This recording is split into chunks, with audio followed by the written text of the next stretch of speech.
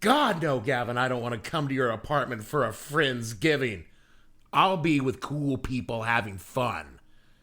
Yes. The following podcast contains... But swearing and using dirty words is not one of my vices.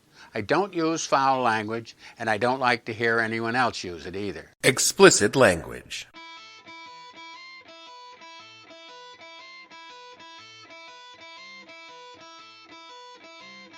Hello and welcome to the podcast that asks a simple question.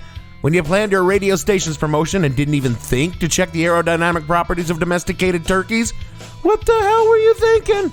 I'm your host, Dave Bledsoe, and this is episode number 339, As God is My Witness, I Thought Turkeys Could Fly edition of the show, where we plan a big Thanksgiving dinner for our friends and co-workers only to have everything go comically wrong. Stay tuned. The What the Hell Were You Thinking podcast is brought to you by Jive Turkey, the best damn fake turkey in the world. Are you planning a big Thanksgiving feast for your family or friends, but you got that one damn person that doesn't eat meat? Feed them Jive Turkey instead. Jive Turkey doesn't taste like real turkey because real turkey doesn't actually taste like anything, but Jive Turkey tastes even less so. Jive Turkey is 100% organic, contains no meat or meat byproducts, no artificial preservatives or flavorings, and is actually just a lump of cardboard in the shape of a turkey. How are they going to know they don't eat turkey? Got a problem eater this turkey day? Just feed them some Jive Turkey and watch them pretend like they like it. Come on, you guys, come on. Hey, we don't have to bite each other's heads off here. Maybe the only thing we get to eat this day, Sammy. Hey, you guys, this is Thanksgiving, and I still say this is going to be the greatest. Oh, who the hell do we think we're kidding? We're all a bunch of pathetic dropouts. Scorned by our loved ones as if anybody ever loved us at all. Hey, will you lighten up, man? The only thing wrong here is we're hungry now. Who else wants to join me in these ice-cold potatoes? I moved to New York City in 2005, thinking I was going to come up here and become a famous writer. How did that work out for you? Well, I'm doing this podcast, so I guess you can judge for yourself. Now, after a couple of really bad jobs, I landed a job that I really liked, working as a veterinary technician at a downtown animal hospital in a very Tony neighborhood. And it wasn't far from the hospital that the annual village Halloween parade would assemble for the march every Halloween, and someone at the assembly that year had, as part of their costume, 2 living domestic turkeys. Was this a sex thing? I cannot rule that out. The parade organizers took one look at the turkeys and forbade them from being part of the parade for many reasons, but mostly because they knew someone was going to raise hell about the turkeys that, if they hadn't been part of the Halloween costume, would already be dead in a freezer for Thanksgiving. Long story short, my boss, who owned the animal hospital, wound up taking care of the turkeys until they could be sent to a rescue farm upstate a couple of days later. That meant we had 2 large, live, domestic turkeys suddenly appear at a dog kennel on the morning of November 1st. And so it was that my hospital manager, Peter, a delightful man of Polish descent and not deeply enmeshed in American classic television, arrived for work and asked the logical question. What is with these turkeys? That is when some real asshole told him that they were rescued after a local radio station tried to drop them from a helicopter. That was you, wasn't it? Maybe? Long story short, the rest of the morning consisted of that same asshole running around to all the other people in the hospital, informing them that they should just go with the joke until the owner of the hospital came in, who was the one person that I could not get to before he spoke with Peter. When Peter asked him about the turkeys, the helicopter, the radio station, my boss sat there silently for about a second and a half before shaking his head and saying to Peter, the poor station manager, just kept repeating over and over again that he really thought turkeys could fly. And the whole hospital broke into laughter while poor Peter just sat there trying to figure out why we were laughing and whether it was with him or at him. Which we were not, of course, and when we explained to him why we were laughing, well, he still didn't get it. This is because, again, he was born and grew up for most of his life in Poland, and the special Thanksgiving episode of television was not a thing in Poland because, Thanksgiving isn't a thing in Poland. No turkey sandwiches, no turkey salad, no turkey gravy, turkey hash, turkey a la king, or gallons of turkey soup. No, they have turkeys in Poland. They just don't eat them traditionally in the last Thursday in November. God. As Americans, we all know the story of the first Thanksgiving, which is, of course, a story of uninvited guests showing up at your house, eating all the food, drinking all your good booze, and then engaging in a genocidal expansion across your living room before claiming it is now theirs, and you have to go live in the basement. Yeah, funny how that happened. For almost as long as we've been celebrating Thanksgiving, we've had these little pageants and plays celebrating the lie of what we did so we could pretend that genocide was never a part of it. I'm sure many of you remember being either an Indian or a pilgrim. I remember one year I was to be Squanto, but I was kicked out of the pageant because I giggled every time someone said the name Squanto. I mean, I know he's an Indian, but what kind of a name is Squanto? And almost as soon as we had mass media, we had our very first special Thanksgiving episode, which is actually the topic of this week's show. Oh, is that what it is? Going back to the days of radio, the tradition of talking turkey has been part and parcel of the season. Well, so you cooked the Thanksgiving dinner all by yourself, eh, Jack? Yes, Phil, with my very own hands. Why didn't you come? Did you have a previous engagement? No, just a hunch. Oh, well, you missed something. It was a grand meal. We had all the trimmings and everything you wanted to drink. Everything. Gee, everybody else had wine with each course, and you made me drink milk. Well, Kenny, you're too young. Besides, milk is good for you. Milk goes with anything. Doesn't go with my brown suit. But it was the advent of television that really opened the door for seasonal episodes. Now, seasonal episodes are super popular. I mean, I'm doing one right now, and there are reasons why they're so incredibly popular. Like laziness or, Yeah, no, it's mostly just laziness. There are 11 federal holidays in America and 52 weeks in the year, meaning a writing team can effectively fill 20% of their schedules with holiday episodes. And most important at all, once you've got a couple in the can, you can rerun them ad infinitum. If we're all fortunate enough to be here in 2 years, this episode will be back. I'm sure no one will ever notice. The Thanksgiving episode is very popular as a trope because it plays so well to television's strong points. Family conflict, parental incompetence, and of course young people struggling to do adult things. That's a brilliant idea. This kind of stuff is television gold, and it basically writes itself. This is why if you've seen one Thanksgiving episode on one show, you've basically seen them all on every show. The only thing you need to do is swap the elements around and boom, you have the last week of November covered. Using a typical television network sitcom, I will explain how to apply the fundamental tropes of the Thanksgiving episode. In this case, I will be using the Bewitched episode, Samantha's Thanksgiving to Remember. We open the show with the show's protagonist preparing the traditional Thanksgiving turkey when suddenly there's an uninvited guest arriving. Very common Turkey Day TV trope. The uninvited guest irritates the stuffy husband type, personified in this case by Darren Stevens. I mean, there was two Darren Stevens, right? Dick York, Dick Sargent. As the family struggles to deal with a minor domestic strife, it is compounded by the arrival of yet another uninvited guest. In this situation, Gladys Kravitz, the annoying neighbor stereotype. Now, the show will employ a plot complication based on whatever the show is about. In this case, they're witches, so it's a magic spell that goes awry. The plot complication should reinforce the seasonal theme of the episode. In this case, they're all transported back to Plymouth for the first Thanksgiving. Hilarity ensues, and then using love, family, and humor, the situation is rectified, and the family all enjoy the traditional holiday feast and reaffirm their love for one another. And scene. These same building blocks can be arranged in any number of ways along with the other tropes to construct an episode with little effort on the part of the writing team. Don't believe me? Let's take a dramatically different style of show, use the same tropes to construct the same basic situation with the same outcome. Be it Grandpa Evans bringing in his live-in girlfriend at Thanksgiving on Good Times, or Alf eating the turkey raw and inviting the local homeless person to dinner. Each time a lesson is learned and the family comes together in the true meaning of Thanksgiving. I hope you learned something today. So Turkey Day television is formulaic, boring, and not a little treacly. Is that even a word? But sometimes, just sometimes, you can ignore all the rules of television Thanksgiving episodes and create a goddamn masterpiece. All it takes is the willingness to not want your audience to learn any important lessons on family, togetherness, or the meaning of gratitude. Sometimes you just have to toss out the rule book and talk turkey.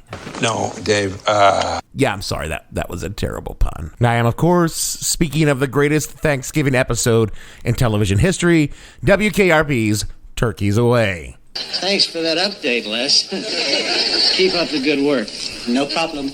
For those of you under the age of 30 or born in another country, WKRP was a 1970s television show set in a fictional radio station in Cincinnati, Ohio. It was created by Hugh Wilson, who based it on the experiences he had while working at sales at an Atlanta, Georgia's WQXI radio station. The show ran for 4 seasons, garnered 10 Emmy nominations, 3 of them for Best Comedy Series, and was totally fucked over by CBS, who moved it around all the goddamn time so it could never build a proper audience. It was canceled in 1982. But it lived on in syndication. It also created the aforementioned episode that is widely considered by most critics the funniest Thanksgiving show of all times. And yes, I set this whole premise up just so I could talk about this show.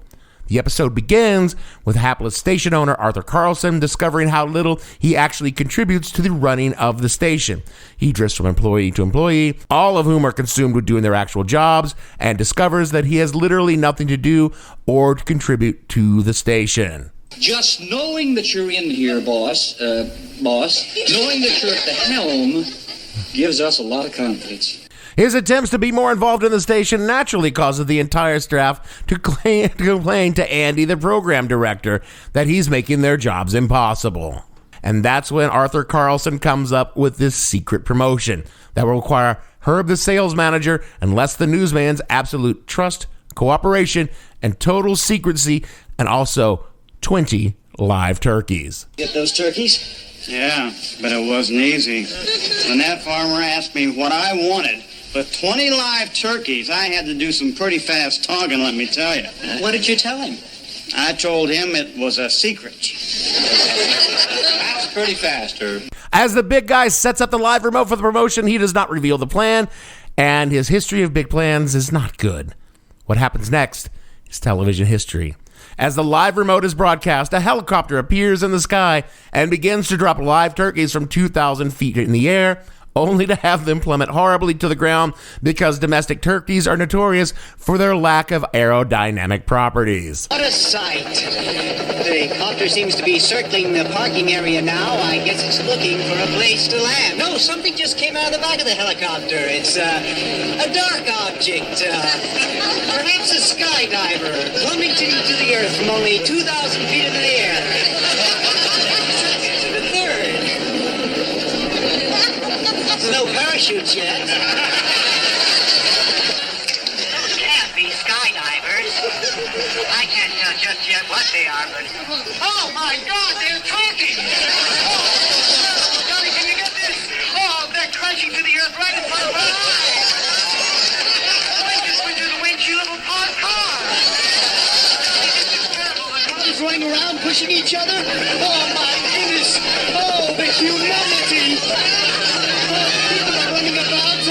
The turkeys are hitting the ground like sacks of wet cement. Folks, I don't know how much longer the crowd is running for their lives. I think I'm going to step inside. I can't stay out here and watch this any longer. No, I can't go in there. The results of this are, well, you heard it. And then the show ends on one of the funniest lines and performances in television history. It's pretty strange after that. Yeah, right. No, Les, come on now, tell us the rest. I really don't know how to describe it. It's like the turkeys mounted a counterattack. It was almost as if they were organized.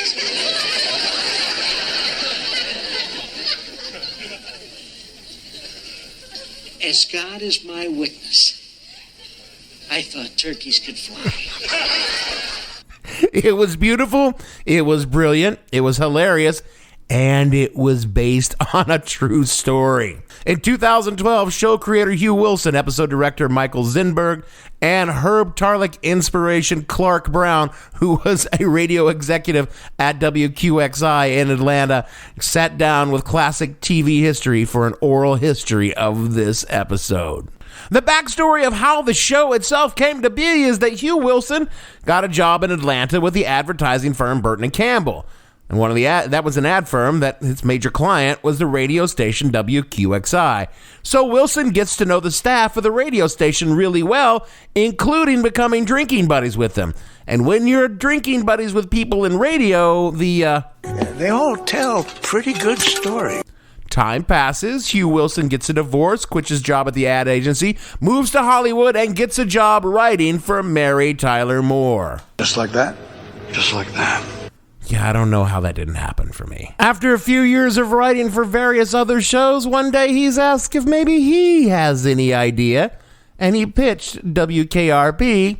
Before you knew it, he was producing it. Most of the colorful characters on WKRP are based on people who worked at WQXI.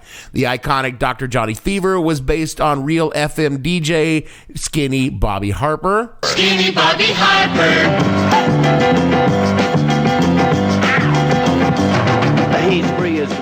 Wilson said in the oral history, quote, he was a morning guy, so Skinny had to get up at 4 a.m. to get in there. But he also loved being in the bars at night. He was like Fever in the pilot. I said to Howard Hessman, you got to play it like you're sleepwalking because you should be asleep by 8, but 8 is when you're just going out, unquote.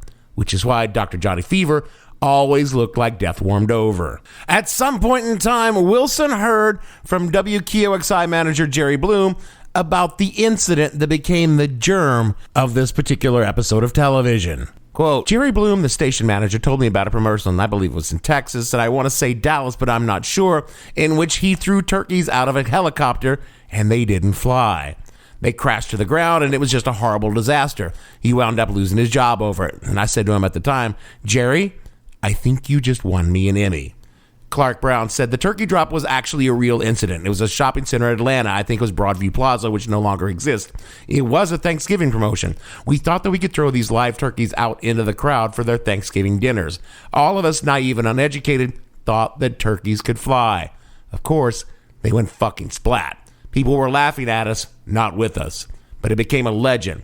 There were other stories of this nature that were embellished upon on KRP, but that one was really not embellished that much, although turkeys were thrown off the back of a truck, as opposed to how it was depicted on the show.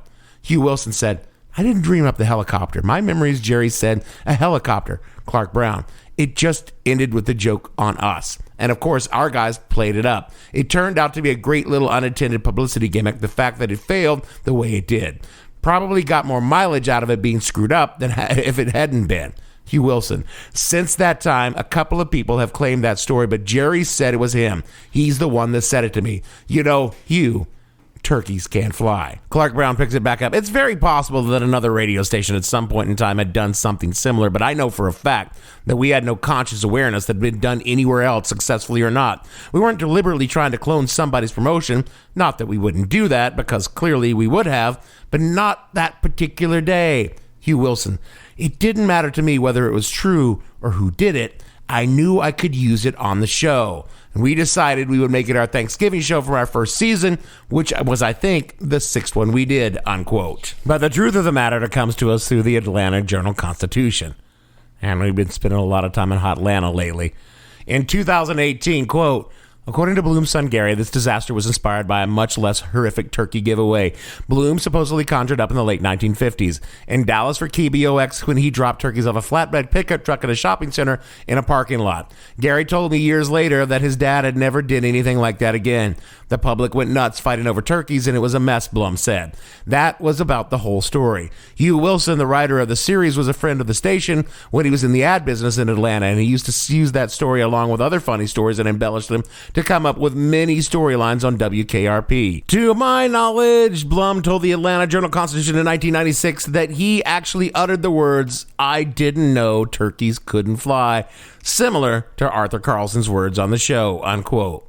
And you know, it wasn't just Hugh Wilson that brought real life experiences to this episode.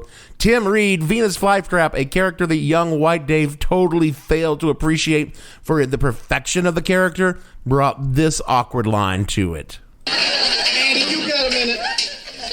Carlson, right? What's got into him, man? He used to be scared to death of me, and I thought that was a good relationship. But now he's always coming up trying to jive me, you know. Wants to know if I need anything. Well, like what?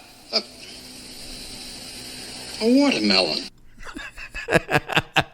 Quoted again from classic TV history, quote from Tim Reed, that actually came from a true story. This was back in 1968, about 4 years removed from the start of the civil rights movement. I'd just come out of college, and I was claimed as the first black hired to be a marketing representative for this company. I'm not going to call the company's name, but it was a major corporation, and I was the first black hired in management. Anybody with a college degree in a white company was looked upon as just landed from Planet University. No one really knew quite how to deal with us. We were all in training together, and there was a lot of joking, a lot of racial joking, and everybody got their turn in the barrel. The person who gave me the watermelon was from the Deep South, and I was from the South, and we had been really giving each other a pretty good row at the time. I had given him as much as I got. It was a touche kind of thing because I'd really done something similar to him earlier. Let's just say I showed up in a sheet, but that one topped it. Then the shit hit the fan because everybody realized, oh my God, this really isn't funny. This has gone too far. So when the pressure all came to me as how I'm going to respond to this, I never thought it was quite fair, unquote. WKRP's Turkeys Away was perhaps one of the best episodes of this show, and the show was cruelly fucked over by the network because it was brilliant. It had great writing and a stellar cast, and yeah, it had a huge influence on my life. I wouldn't be doing this dumb show right now if it wasn't for WKRP. So I guess, if you're looking for someone to blame, there you go. But there were other memorable Turkey Day episodes. Buffy the Vampire Slayer played with the tropes in Pangs. I just want to have Thanksgiving. Yeah, good luck. Well, if we could talk to him. You exterminated his race. What could you possibly say that would make him feel better? It's kill or be killed here. Take your bloody pick. Maybe it's the syphilis talking, but some of that made sense. The West Wing's Indians in the lobby took the uninvited guest to the culmination of its entire idea. Cheers' Thanksgiving Orphans gave us the sad orphans finding family and friends twist, culminating in one of the best TV food fights of all time. The Bob Newhart show Over the River and Through the Woods did great things with a dinner gone wrong trope, but all of them used the same tired ideas handed down through the decades of schlocky television. WKRP tossed all that out the window and went in a completely different direction, making Turkeys Away iconic in television history. And it wasn't just the stories. It was how the stories didn't try to teach us anything other than, not to throw domestic turkeys out of a helicopter. It didn't try to make us feel or remind us of what we were thankful for. You want to know what I'm thankful for? Richard Sanders' Les Nessman, whose flawless performance steals every scene he is in this episode. Well, along with Richard Sanders, there's one other thing that I'm thankful for. That's Joe Don Baker. I'm sorry, who? Joe Don Baker. Every goddamn Thanksgiving. Why would anyone want to do this with Mitchell, Joel? You see, the good part of Thanksgiving is when you too toss out the old tropes and just create your own thing. Stop feeling compelled to pack up and travel hours and hours to hang out with people that honestly you don't even like. You might be forced to love them, but ask yourself, if it weren't for this dumb fucking holiday, would I want to be here? If the answer is no, then do something different. There's no law that mandates you get on a crowded fucking plane filled with other randos, at least one of whom is going to end up duct taped to their seat because they had too many little bottles of vodka and started ranting about their freedom, only to finally get to where you're going and find out that you have to duct tape some distant relative to a chair in the basement because he had one big bottle of vodka and started ranting about his freedom. Go to a friend's house. Cook your own goddamn turkey. There's no law mandating Thanksgiving has to be a huge fucking meal. Roast a chicken, make some stuffing, watch Netflix in your underwear. Trust me, it's going to be better than being stuck in traffic on I-95 for 12 hours. You could even do what I'm doing. I'm going to a friend's house who puts on this amazing fucking feast every goddamn year. Drinking this monster eggnog my brother makes with lighter fluid? Then, as we digest, we all sit around and watch the Thanksgiving classic starring Joe Don Baker. Mittens? An action film called Mittens? Joe Don Baker is Mittens. He's a and drink that fucking lighter fluid-laced eggnog until we all get tired and go home. And trust me, it's fucking amazing. If I can't be at the mall with Les Nessman watching turkeys drop from a helicopter and splat like bags of wet cement on the concrete, that's the only other place I'd rather be. That is it for our show this week. I will admit to you, pod friends, this was not the show that I exactly planned, but you know what? I got to spend time with Andy, Johnny, Venus, and Bailey, and that is something I'm thankful for. Speaking of being thankful, rate and review this show so others can find us, listen, and be thankful that they really never have to listen to us again. All of my Buckeye Newshawk awards can be seen on the social at @TheHell_podcast on Twitter, the show name on Facebook, and What the Hell Were You Thinking Pod on Instagram. All of my silver sows that we call our shows are up at whatthehellpodcast.com, and you can support us by kicking $1 on patreon.com/whatthehellpodcast, and in return, you will receive a WKRP bumper sticker or just my thanks.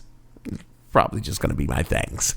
We're a proud member of the Seltzer Kings Podcast Network, where we think of Jeremy as the big guy to my Herb Tarlick. So for me, Dave, cracking some heads, jumping in and out of beds, and hanging around the criminal scene, Bledsoe, producer. When they take a look at their record book, they'll find a lot of class, the whole shebang, arresting painted ladies for a little grass. Gavin, and all the fictional lousy butlers on the show, we want to say, my Mitchell. Do you think you're some kind of star like the guys on the movie screen? I bet you think you do. We'll see you all next week. Do you think you are some kind of a star like the guys on the movie screen?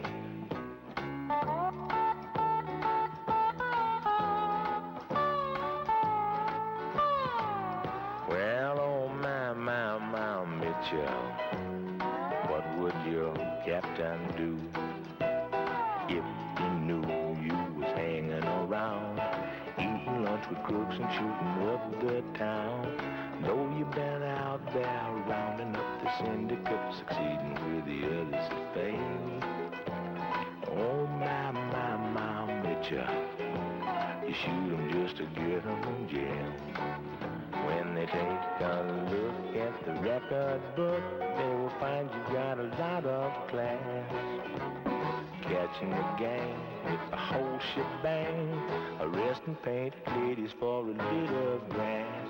Oh my, Mr. Criminal, you better hide underground, 'cause Mitchell's gonna be coming your way. Just when you think you're safe, whoops, you've been found. What the Hell Were You Thinking stars Dave Bledsoe and features Gavin St. James and several fictional minions. The show is produced by Kimberly Steele and a part of the Seltzer Kings Podcast Network. You can find more information on the show on their website, whatthehellpodcast.com, or on Twitter at @thehell_podcast, or on Facebook as What the Hell Podcast. Thanks for listening. I have no ending for this, so I take a small bow. Put 'em on your feet, give your dogs a treat. What a comfortable shoe.